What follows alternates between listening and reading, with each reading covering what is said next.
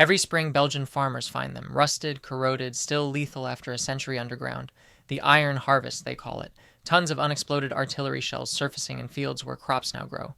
In 2014, one detonated during roadwork near Ypres. 3 workers died instantly. The war that ended in 1918 is still killing people in 2025. But here's what the history books won't tell you. Artillery caused approximately 70% of all casualties in World War I. Not machine guns, not poison gas, not bayonet charges, artillery. And the soldiers feeding those guns, moving through trenches, dying in the millions. They were armed with rifles that were often outdated, poorly maintained, and in the hands of conscripts who'd received weeks of training at best. The Mosin-Nagant M91/30 was different. This wasn't a precision instrument for elite marksmen. This was a rifle designed for the reality of industrial warfare. Simple enough that a peasant could use it, reliable enough to function in Siberian winter or Stalingrad summer, and deadly enough to kill at ranges most soldiers couldn't even see. The story of how we got here starts, absurdly enough, with fireworks. 13th century China, bamboo tubes packed with black powder for festivals. Within 2 centuries, European metallurgists had turned celebration into annihilation. Bronze cannons on castle walls, then iron guns on warships. But until the late 1800s, artillery had one critical limitation: recoil. Fire a cannon, and the entire gun carriage jumped backward several feet. The crew had to manhandle tons of metal back into position, re-aim, and fire again. 2, maybe 3 rounds per minute if you had an exceptional crew. Then French engineers invented something that changed everything: the high-drop pneumatic recoil brake. The concept is elegant in its brutality. When the gun fires, instead of the entire assembly flying backward, a piston compresses oil and air in a cylinder beneath the barrel. The barrel slides back along the carriage. The compressed fluid absorbs the energy, and springs return the barrel to exactly the same position. The gun doesn't move. The crew doesn't move. The sights don't move. You can fire again immediately. The French 75mm field gun, introduced in 1897, could fire 30 rounds per minute with a trained crew. 30. This wasn't an incremental improvement. This was the difference between a musket and a machine gun. Suddenly, a single artillery battery could deliver the firepower of an entire battalion from the Napoleonic era, and every major power knew it. By 1914, all the European armies had adopted quick-firing artillery. They'd also adopted conscription, railway mobilization schedules, and interlocking alliance systems. The generals expected a fast war, rapid mobilization, decisive battles of maneuver, victory within months. They'd studied Napoleon, not the American Civil War. They assumed technology would make warfare more mobile, not less. The German army opened the war by marching through Belgium. Standing in their way were a series of fortresses, massive concrete and steel structures designed to be impregnable. The forts around Liège had walls 3 meters thick, underground ammunition magazines, and retractable gun turrets. They'd been built to withstand anything conventional artillery could throw at them. The Germans brought Big Bertha. These were 420mm siege howitzers, each shell weighing nearly a ton. When they fired, the sound could be heard 30 kilometers away. The shells arced high into the air and plunged down onto the Belgian forts from above, where the armor was weakest. Fort Pontis held out for 11 hours. Fort Lonsan exploded when a shell penetrated the main magazine, killing 350 men instantly. Within days, all the Liège forts were rubble. The supposedly impregnable fortifications had been rendered obsolete by guns so large they required special rail cars to transport. But the real slaughter began in the open field. On August 22, 1914, during the Battle of the Frontiers, French infantry attacked German positions in Lorraine. They advanced in formation, wearing blue coats and red trousers, parade ground uniforms designed in an era when being seen on the battlefield was a tactical advantage.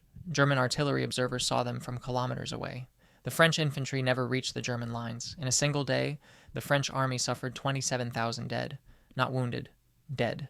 The bodies were so numerous they couldn't be buried for weeks. This was the new arithmetic of warfare. One observer with a telephone could direct dozens of guns, each firing 30 rounds per minute, onto targets the gunners themselves never saw. Maneuver became suicide. The armies dug in. What followed was a crisis nobody had planned for: the ammunition famine. Pre-war stockpiles assumed conflicts measured in months. By November 1914, the French had expended their entire reserve of 75mm shells, over 4 million rounds. The British were rationing artillery ammunition so severely that some batteries were limited to 4 shells per gun per day, 4 shells to support an entire infantry battalion. The Germans, despite better pre-war planning, were consuming shells faster than their factories could produce them. Factories that had been making railway equipment retooled for shell casings. Chemical plants that produced dyes shifted to explosives, and because men were at the front, women entered the factories. In Britain, nearly 1 million women worked in munitions plants by 1917. In France, the quote one worked 12-hour shifts handling toxic chemicals without adequate protection. Their skin turned yellow from TNT exposure. They called them underscore, quote, underscore two, underscore. Some died from liver failure. This was war as an industrial process. The front lines consumed shells, and the factories consumed people to produce them. The technical challenge was obscene in its complexity. In previous wars, gunners could see their targets. You aimed at a church steeple, a tree line, an enemy formation, but trench warfare meant targets were dug in, camouflaged, often kilometers behind the front lines. Shooting at something you couldn't see required solving multiple problems simultaneously. First, communication. Telephone lines ran from observation posts to gun positions, but artillery fire cut them constantly. Runners carried messages through bombardment, life expectancy measured in days. Second, observation. Tethered balloons floated behind the lines, observers with binoculars spotting enemy positions and calling corrections. Aircraft joined them first for reconnaissance, then with cameras mounted beneath the fuselage. The images were blurry, but they revealed trench systems, ammunition dumps, and gun positions. Third, and most sophisticated, counter-battery fire. The enemy's artillery was hidden, but it could be found. Sound-ranging units used microphones to triangulate gun positions from the sound of firing. Flash spotting teams used surveying instruments to pinpoint muzzle flashes at night. By 1918, Allied counter-battery groups could locate and destroy German guns within minutes of them firing. This wasn't just shooting. This was applied mathematics, physics, and signals intelligence integrated into doctrine. The shells themselves were engineered for specific forms of death.